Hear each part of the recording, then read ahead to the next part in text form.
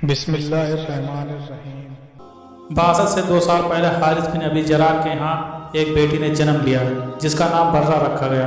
برہ پہلے دن سے ہی حسن بے مثال رکھتی تھی، جو ایک بار دیکھ لیتا پھر چہرے سے نظر نہیں ہٹا پاتا۔ حارث بن ابی جرار بن مستلاق کا سردار تھا۔ جو برہ بالغ ہو رہی تھی اس کے حسن و جمال میں خوب نکھار آتا جا رہا تھا۔ یہ والدین کی خوب لاڈلی تھی کہ جو منہ سے کہہ دیتی والدین فوراً پورا کر دیتے۔ وقت بڑی تیزی سے برہ کو بلوغت کی سرحدوں کے قریب لے جا رہا تھا، اور پھر ایک دن بلوغت کی سرحد پر پہنچ کر اس کو عبور کر گئی۔ اب اس کے والدین اس کی شادی کی فکر کرنے لگے۔ برہ اس قابل ہو چکی تھی کہ ان کی شادی کر دی جاتی۔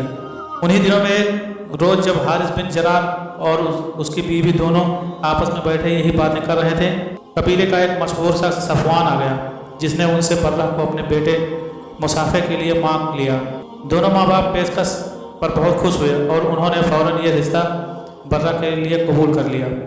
کچھ عرصہ تو یہ دن دونوں بہت ہی خوش حجم زندگی گزار رہے تھے، مگر پھر ایک رات برہ اپنی خوابگاہ میں آرام کر رہی تھی کہ اس نے دیکھا یثرب کی طرف سے چاند چلتا آ رہا ہے، یہاں تک کہ وہ اس کے قریب آیا اور ان کی آغوش میں اتر گیا۔ برہ نے اتنا ہی دیکھا تھا کہ فوراً ان کی آنکھ کھل گئی۔ وہ خواب کے بارے میں سوچنے لگی، اس خواب کی تعبیر کیا ہو سکتی ہے؟ یثرب میں تو اس وقت محمد صلی اللہ علیہ وسلم کا دین عروج پر ہے، تو کیا یہ چاند محمد صلی اللہ علیہ وسلم ہے؟ نہیں، ایسا نہیں ہو سکتا۔ میرا شوہر، میرے والدین اور میرا قبیلہ تو محمد صلی اللہ علیہ وسلم کا بہت بڑا دشمن ہے، یہ کیسے ممکن ہے؟ برہ نے اس خواب کا ذکر کسی سے نہ کیا، مگر نہ جانے دل میں اس خواب کی کیا تعبیر لی اور مسکرا دی۔ جب اگلی صبح اٹھی تو چہرہ جیسے پہلے سے بھی زیادہ احساس بساس تھا۔ برہ کے شوہر مسافہ نے پوچھا، کیا بات ہے؟ آج تم خلاف معمول خوش نظر آ رہی ہو۔ برہ نے شوہر کو اصل حقیقت نہ بتائی اور بات کو ٹال دیا۔ انہی دنوں برہ کے والد حارث بن جرار نے مدینہ پر یلغار کی نیت سے تیاریاں شروع کر دیں، اور اس کا قبیلہ مسلمانوں کی بڑھتی ہوئی طاقت کو کسی صورت قبول نہیں کر سکتے تھے۔ بس جیسے ہی انہوں نے جنگ کی تیاریاں شروع کی، اس کی خبر پیغمبر آخر الجماع حضرت محمد مصطفیٰ صلی اللہ علیہ وسلم کو پہنچ گئی۔ آپ نے قریباً 1000 کے مجاہدین کے لشکر کے ساتھ بنی مستلق کی طرف کوچ فرمایا، اور اس سفر میں آپ صلی اللہ علیہ وسلم کے ہمراہ ام المومنین حضرت عائشہ اور ام سلمہ بھی تھیں۔ دوسری طرف حارث بن جرار اور اس کے قبیلے کو جو ہی پیغمبر اسلام کے لشکر زریر کی خبر ملی تو انہوں نے راہ فراق اختیار کرنے میں ہی عافیت سمجھی، مگر قبیلے میں موجود چند افراد نے صفیں باندھی اور مسلمانوں پر تیروں کی برسات شروع کر دی۔ انہوں نے خوب ڈٹ کر مقابلہ کیا، لیکن لشکر اسلام کے سامنے زیادہ دیر قائم نہ رہ سکے اور میدان چھوڑ کر بھاگ کھڑے ہوئے۔ ان کے 10 لوگ واصل جہنم ہوئے، جن میں برہ کا خاوند مسافہ بن صفوان بھی تھا، اور 2000 اونٹ، 5000 بکریاں مال غنیمت میں ملی، اور 200 گھروں کے کم و بیش 600 مرد، عورتیں اور بچے اسیر ہوئے، جن میں اہم ترین شخصیت رئیس قبیلہ کی بیٹی برہ بھی تھی۔ مال غنیمت کو مجاہدین میں بانٹ دیا گیا اور قیدیوں کو لوگوں میں تقسیم کر دیا گیا، اور برہ بنت حارث حضرت ثابت بن قیس بن شماس رضی اللہ تعالیٰ عنہ اور ان کے چچا جات بھائی کے حصے میں آئیں۔ برہ نے حضرت ثابت سے کہا، میں مکاتبہ بننے کے لیے تیار ہوں، یعنی آپ جو رقم چاہیں میں آپ کو دوں گی، مگر اس کے بدلے آپ مجھے آزاد کر دیں۔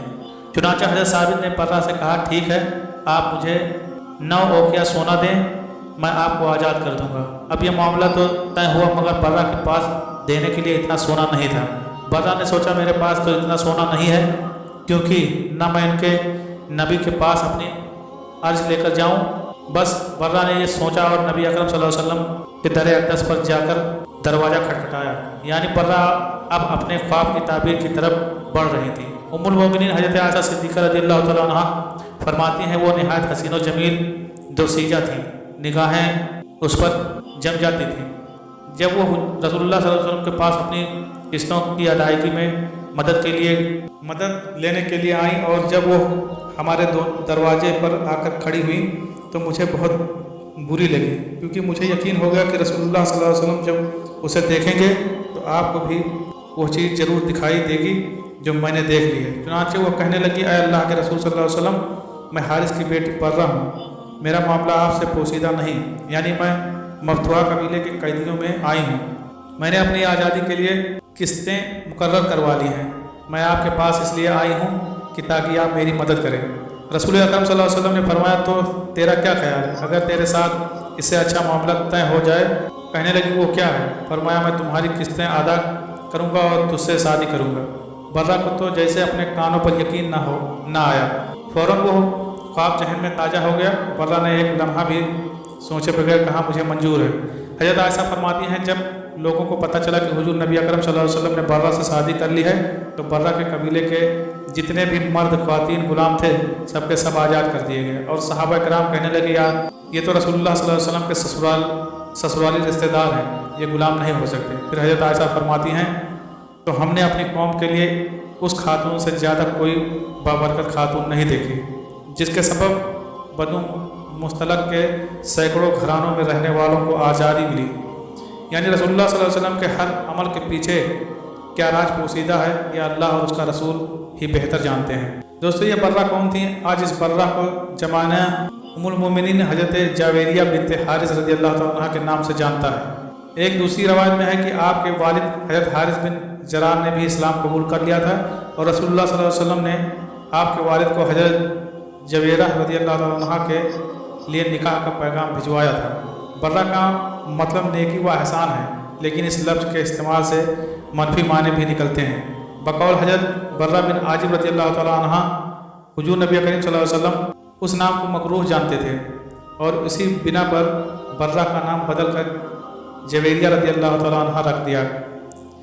इसके बाद हज़रत उम्मुल मोमिनीन जवेरिया रज़ियल्लाहु तआला अन्हा के तमाम बहन भाई भी दौलत इस्लाम से मालामाल हो गए।